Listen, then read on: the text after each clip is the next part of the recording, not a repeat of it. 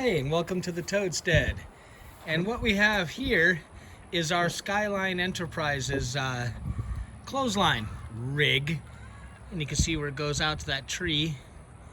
And at this end, we normally have a bit in here that allows this entire thing to raise up and down this post. We'll show you that in a couple of minutes. And right now, this kind of shows you that laundry doesn't stop just in the middle of a modification. So we got this kind of tied off. But let's look in here. And what we got here is a bunch of bits and bobs and things. And you can see, if you look back, where this connected to that wheel apparatus, the pole goes right up in between here. And there's a bit here that is kind of like a clamp, so it'll clamp on the pole. And we'll show you that later when we get done. But here's the issue. All the weight of what's on the line runs on this one wheel. And, okay, it worked, but we put an awful lot on that line. And over time, let me show you another wheel here.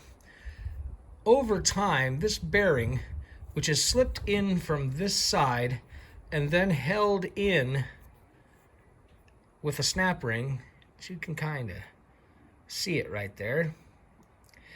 That snap ring works its way out because of all the pressure that's on there. And it hasn't broken, but this snap ring has popped out. This is actually the second wheel. No, it's been about a year. I want to make crystal clear that this apparatus is more than adequate, I suppose, for your average person. But we have been known to hang things on here that, well, not exactly always close. Notice the paint?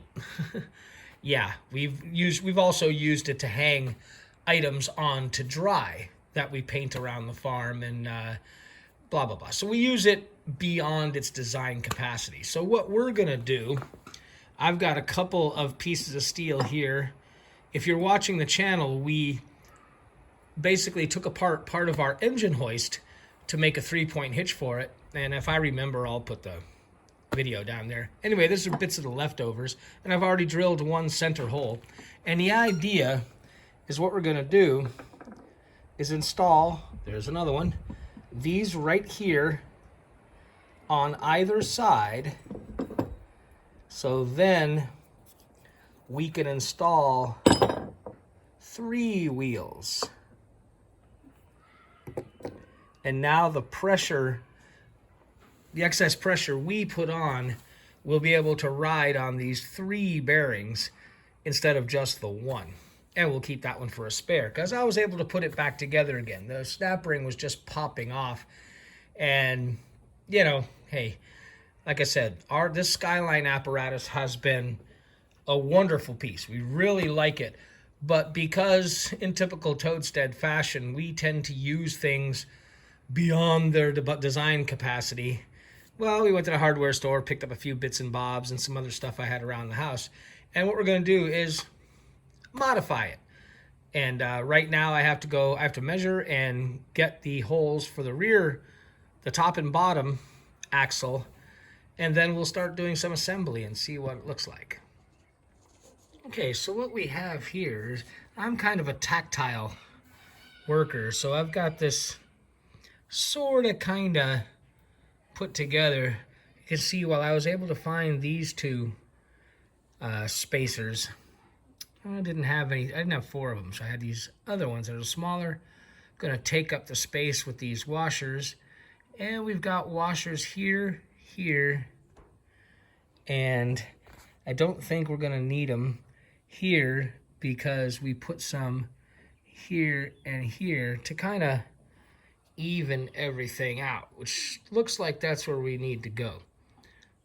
Well, now I'm going to take this apart and make the marks for the axle holes and get those drilled, and then we'll re-mock this thing up. Well, here we are at the drill press, and you can see the one on the left It's got the pilot holes drilled in it. And then this one on the right is kind of the way it's going to be done as far as drilling goes. Some people would just blast through it with the 3/8. Around here, I like to do pilot holes. It just seems like my drills last longer. And as far as lubrication goes, I use PB Blaster. That just seems to do a real good job. Not a big fan of WD-40 for this. I find it to be too thin. Doesn't work out. PB is a little more expensive, but so far so good. It works for us. That's actually the pilot drill in the background there.